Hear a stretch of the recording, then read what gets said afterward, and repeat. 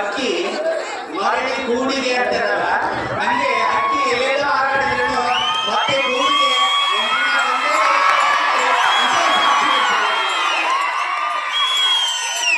ಅಕ್ಕಿ ಎಲ್ಲೇ ಹಾರಾಡಿದ್ರು ಮರಳಿ ಗೂಡಿಗೆ ಬರಲೇಬೇಕಂತೆ. ಅದೇ ರೀತಿ ಇವತ್ತು ನಾನು ಕಲ್ಕಂಬದ ಮಗಳು ಮತ್ತೆ ಕಲ್ಕಂಬಕ್ಕೆ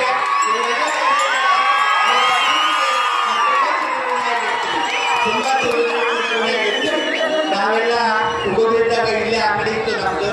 ಇಲ್ಲೇ ಬೈಯಾಟ, ಇಲ್ಲೊಂದು ಆಟ ಹಾಕ್ತಿದ್ರು, ಅವ್ರು ಆಡಿದ್ರೆ ಅಲ್ಲಿ ಆಟ ಹಾಕ್ತಿದ್ರು, ನಾವೆಲ್ಲ ಪಾಲ್ಬಿಡ ಬರ್ತಾ ಇದ್ವಿ. ಇದೆಲ್ಲ ನೆನಪಿಗೆ ಬರ್ತಿರ್ಲಿ. ಬಂದಾಗ ಒಳ್ಳೆ ದೊಡ್ಡ ಅವಾಗ್ನಾಗೆ ಚೇರು ಯಾರು ಒಂದು ಹಾಕ್ತಿದ್ದಿಲ್ಲ, ಎಲ್ಲ ಹಾಸಿಗೆ ಹಾಸ್ಕೊಂಡು ಜಾಗ ಗುರ್ತು ಮಾಡ್ಕೊಡ್ತಿದ್ರು.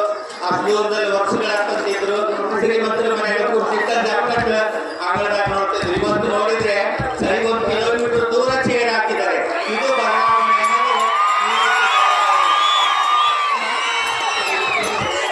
ಬಯಲಾಟಕ್ಕೆ ಪ್ರಸಿದ್ಧವಾದ ಒಂದು ಜಿಲ್ಲೆ ಇದೆ ಅಂದ್ರೆ ಅದು ಕರ್ನಾಟಕದೊಳಗೆ ನಮ್ಮ ಬಳ್ಳಾರಿ ಜಿಲ್ಲೆ.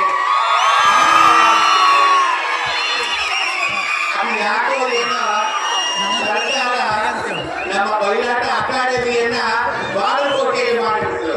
ನಮ್ಮ ಬಳ್ಳಾರಿ ಜಿಲ್ಲೆಯಲ್ಲಿ ಆಗ್ಬೇಕಾಗಿತ್ತು ಅಕಾಡೆಮಿ, ಬಳ್ಳಾರಿ ಜಿಲ್ಲೆಯಲ್ಲಿ ಆಗ್ಬೇಕಾಗಿತ್ತು. ಯಾಕಂದ್ರೆ ಬಹಳ ಬಯಲಾಟಗಳು ನಡೆಯೋದು ನಮ್ಮ ಬಳ್ಳಾರಿ ಜಿಲ್ಲೆಯಲ್ಲಿ.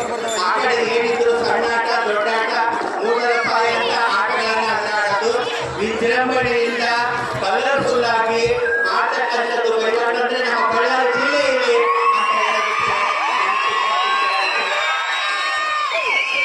ಇದು ನಿಜವಾಗೂ ನಮ್ಮ ಒಂದು ಭಾಗದ ಕಲೆ ಅಲ್ಲ. ಇದು ನಮ್ಮ ಭಾಗದ ಕಲೆಯಲ್ಲ, ಇದು